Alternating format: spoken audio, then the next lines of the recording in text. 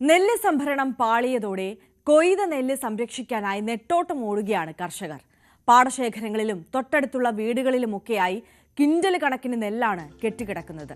മുമ്പൊരിക്കലും ഇത്രയും മോശമായ സാഹചര്യം ഉണ്ടായിട്ടില്ലെന്ന് കർഷകർ പറയുന്നു.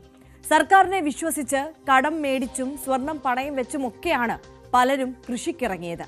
പാടശേഖരങ്ങൾക്ക് ചുറ്റും ദൈന്യത നിറഞ്ഞ കാഴ്ചകളാണ്. എന്താണ് കർഷകന്റെ അവസ്ഥ? ന്യൂസ് 18 വിശദമായി പരിശോധിക്കുകയാണ്. News 18 follow up. ന്യൂസ് 18 വാർത്താ സംഘം ഇപ്പോൾ ഉള്ളത് പുന്നപ്ര സൗത്ത് പഞ്ചായത്തിലാണ്. പുന്നപ്ര സൗത്ത് പഞ്ചായത്ത് പാരക്കേടൻ പാടശേഖരം, അതായത് 90 ഏക്കറാണ് ഈ പാടശേഖരം ഉള്ളത്. അതിനു ചുറ്റുമുള്ള വീടുകളിലാണ് നമ്മളിപ്പോൾ ഉള്ളത്. ഒരു വീടിന്റെ മുൻഭാഗം മുഴുവൻ നെല്ല് സംരക്ഷിക്കുന്നതിന് വേണ്ടി കർഷകർ കൂട്ടിയിട്ടിരിക്കുന്ന ദൃശ്യങ്ങളാണ് നമുക്ക് ഇവിടെ കാണാൻ കഴിയുന്നത്.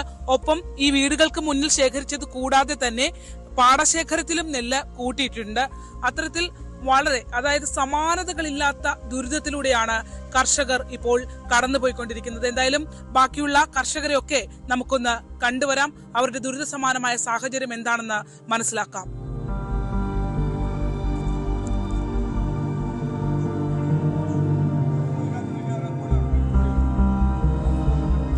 ലോറിയുടെ തൂക്കം കഴിഞ്ഞ് ബാക്കി നെല്ല. ആ നെല്ല് അയാള് 1 കിൻഡല് നെല്ലിന് 68 കിലോ അരി വീതം മില്ലുകാരൻ കൊടുക്കണം. അപ്പൊ അവനത് പുഴുങ്ങി കുത്തുമ്പോൾ 68 കിലോ കിട്ടത്തില്ലെന്ന് ബ്രോക്കർ നമ്മളോട് പറഞ്ഞിട്ടാണ് നമ്മളോട് അധികം കിഴിവ് മേടിക്കുന്നത്. യഥാർത്ഥത്തിൽ ആ മേടിക്കുന്ന കിഴിവ് മില്ലുകാരന് കിട്ടുന്നില്ല. അവൻ ആ പഴയ റേഷ്യോ അനുസരിച്ചുള്ള സാധനമേ കിട്ടത്തുള്ളൂ. 100 കിൻഡൽ നെല്ലിപ്പോൾ ഒരു ലോറിയെ ചെല്ലുന്നു. വേ ബ്രിഡ്ജ് കയറ്റിട്ട് ലോറി തൂക്കി മാറ്റിക്കഴിഞ്ഞാൽ ബാക്കി നെല്ലിന്റെ 1 കിൻഡൽ ഇപ്പൊ 100 കിൻഡൽ ഉണ്ടെങ്കിൽ 68 കിലോ വെച്ച് അരി കൊടുക്കണം.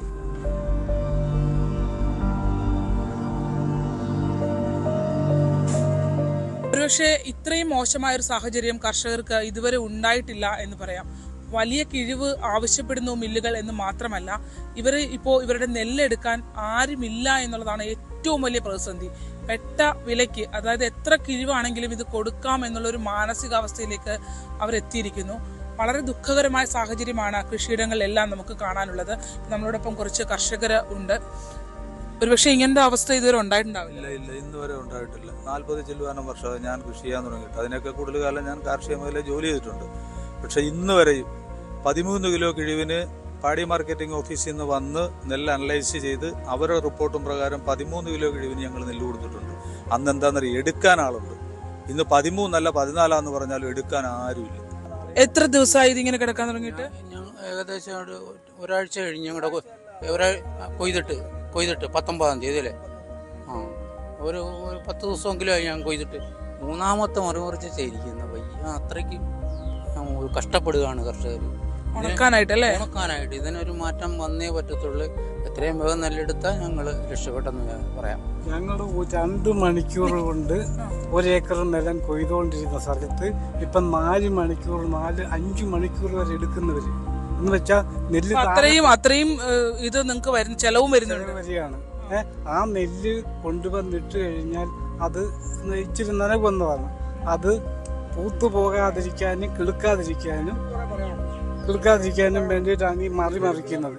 അങ്ങനെ മറിച്ച് ഞങ്ങൾ ഇപ്പം ഇത് 4-ാമത്തെ മറിയാണ്.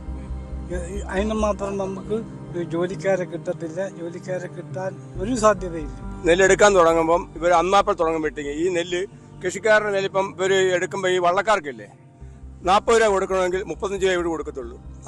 ഏജന്റ് ചുവട്ടുകൂലി 45 കൊടുക്കണം, 40 കൊടുക്കുക. ഈ 10 രൂപ കൃഷിക്കാരനെ അവർ അടിച്ചു മാറ്റും. പിന്നെ ഈ വാശി എടുക്കുന്നില്ല എത്ര നെല്ല് അവിടെ ആർക്കും അറിയത്തില്ല. ഇവിടുന്ന് വാശി എടുത്തോണ്ട് പോകും. അപ്പൊ എത്ര രൂപ കൃഷിക്കാരൻ ഇവർ അടിച്ചു മാറ്റുന്നത്? ഏതെല്ലാം അടിക്കുന്നത്? ഇത് വീടുകളുടെ ഒരു സാഹചര്യമാണെങ്കിൽ ഇവര് ഇപ്പോ നമ്മളിവിടെ എത്തുമ്പോൾ ഇവർ പാടശേഖരത്തിലേക്ക് നോക്കി ഇവിടെ ഇരിക്കുന്ന ഈ മനുഷ്യരെയാണ് നമ്മൾ കണ്ടത്. പാടശേഖരങ്ങൾ ഇനിയും കാണാനുണ്ട്. ഇത് കരയാണെങ്കിൽ വെള്ളത്തിൽ നെല്ല് സൂക്ഷിക്കുന്ന കർഷകരെ നമുക്ക് കാണേണ്ടിയിരിക്കുന്നു. അവരുടെ പാടശേഖരങ്ങൾ കൂടി നമുക്കൊന്ന് കണ്ടുവരാം.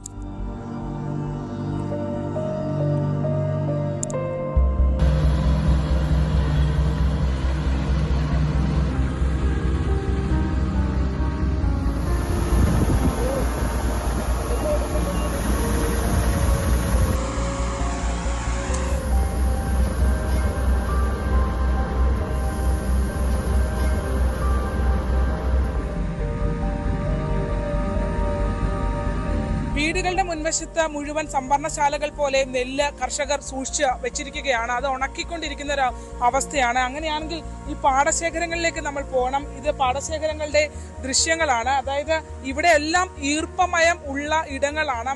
മഴ അല്പം തോർന്നു നിൽക്കുന്നെങ്കിലും വൈകുന്നേരങ്ങളിൽ ശക്തമായ മഴ അനുഭവപ്പെടുന്നുണ്ട്.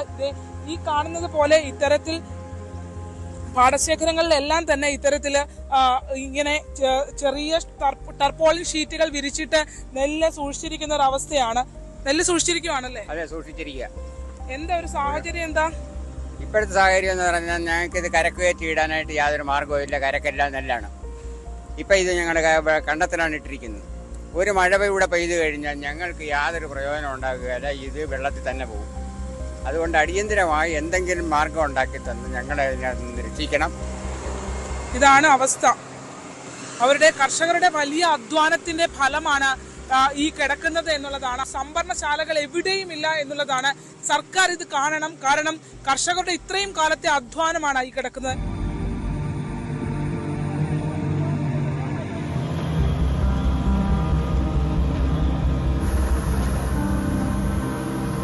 ദിവസവും ഇങ്ങനെ അവര് നെല്ലിന് കാവലിരിക്കുന്ന ഒരു സാഹചര്യമാണ് പാടശേഖരങ്ങളിലുള്ളത്. വളരെ ഇവരുടെ അവസ്ഥ നമുക്ക് വാക്കുകൾ കൊണ്ട് പറയാൻ കഴിയില്ല എന്നുള്ളതാണ്. ഇതിങ്ങനെ എത്ര ദിവസം ഇങ്ങനെ ഉണക്കി ഇങ്ങനെ പോകും? അതിന് പോകാൻ വലിയ പ്രയാസമാണ്. ഞങ്ങളെ എന്തിനാ ഇത്ര കഷ്ടപ്പെടുന്നത്? നിങ്ങൾ കിട്ടിയാൽ ഉടനെ തന്നെ നെല്ലെടുക്കുക, ഞങ്ങളെ സഹായിക്കുക. അപ്പോൾ ഞാൻ പറയട്ടെ, ജീവിതം എങ്ങനെയുണ്ട്? എത്ര വർഷമായിട്ട് കാർഷിക മേഖലയിലുള്ള ആളാണ്? ഒരു 50 വർഷത്തോളമായി കാർഷിക. ഇപ്പൊ നിങ്ങളുടെ ജീവിതം എങ്ങനെയാണ്? വളരെ കഷ്ടപ്പാട്. വലിയ കഷ്ടപ്പാടാണ്. ഇപ്പൊ കൃഷി കൊണ്ട് ഞങ്ങൾക്ക് ഒന്നും പറ്റുന്നില്ല. നെല്ലെടുക്കത്തുമില്ല. ഞങ്ങൾ കഷ്ടപ്പാടെന്ന് പറഞ്ഞാൽ എപ്പോഴും ഇത് ഉണക്കിയൊക്കെ സൂക്ഷിക്കണം. ഇന്ന് തന്നെ ഇപ്പം നെല്ല് കൊയ്തുകൊണ്ട് വന്നിട്ട് ഒത്തിരി പ്രാവശ്യം ഇത് ഉണക്കേണ്ടി വന്നു. അതെല്ലാം ഞങ്ങൾ ഈ പ്രായമുള്ളവരൊക്കെ ചെയ്യുമ്പോൾ വലിയ കഷ്ടതയാണത്. നിങ്ങൾ സഹായിക്കാൻ ഒക്കുന്നെങ്കിൽ എത്രയും പെട്ടെന്ന് ഞങ്ങൾ നെല്ലെടുത്ത് സഹായിക്കും. സാമ്പത്തിക പ്രശ്നങ്ങൾ ഒരു വലിയ പ്രശ്നം തന്നെയാണല്ലേ കുടുംബങ്ങൾക്ക്? ലോൺ എടുത്താണ് ഇത് എടുക്കുന്നത്. പിന്നെ പകുതിയാകുമ്പോൾ നമുക്ക് പൈസ കിട്ടി കഴിഞ്ഞാലും ഒന്നിനും നേരം പറ്റില്ല.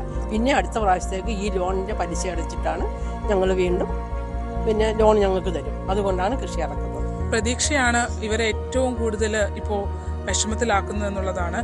എല്ലാ പ്രാവശ്യവും ഇറങ്ങും, അത് കിട്ടും എന്നുള്ളൊരു പ്രതീക്ഷ അവർക്ക് വരും. നഷ്ടമാണ്. ആ നഷ്ടത്തിൽ നിന്ന് കൃഷി ഇറക്കേണ്ട സമയമാകുമ്പോൾ അതെല്ലാം മറന്ന് ഇനിയും കിട്ടും, നമുക്ക് അത് നേടിയെടുക്കാൻ കഴിയുമെന്ന് അവർ വിചാരിക്കുന്നു. പക്ഷേ ആ വിചാരങ്ങളും സ്വപ്നങ്ങളും എല്ലാം അസ്ഥാനത്ത് ആവുകയാണ്. ഇത്രയും ദിവസത്തെ ഒരു സാമ്പത്തികമായി തന്നെ ഇത്രയും ദിവസത്തെ ഒരു ഡിലേ അവരെ സാമ്പത്തികമായി തന്നെ ബുദ്ധിമുട്ടിക്കുന്നുണ്ട്. സർക്കാർ ഈ സാഹചര്യം കാണാതെ പോകരുത്. കാരണം ഓരോ ദിവസവും ഇപ്പോൾ നമ്മൾ സംസാരിച്ചവർ പറഞ്ഞ 5000-ഓളം രൂപ കൂലി ഇനത്തിൽ തന്നെ ഇത് ഉണക്കാൻ തന്നെ കർഷകർക്ക് കരുതേണ്ടി വരുന്നു, കൊടുക്കേണ്ടി വരുന്നു എന്നുള്ളതാണ്. ആരും വലിയ സാമ്പത്തികമുള്ളവരല്ല എന്നുള്ളതാണ്. ഓരോ ഇടങ്ങളിലും ഇത്തരത്തിൽ വളരെ വിഷമതകൾ നിറഞ്ഞ കാഴ്ചകളാണ് നമുക്ക് കാണാൻ കഴിയുന്നത്.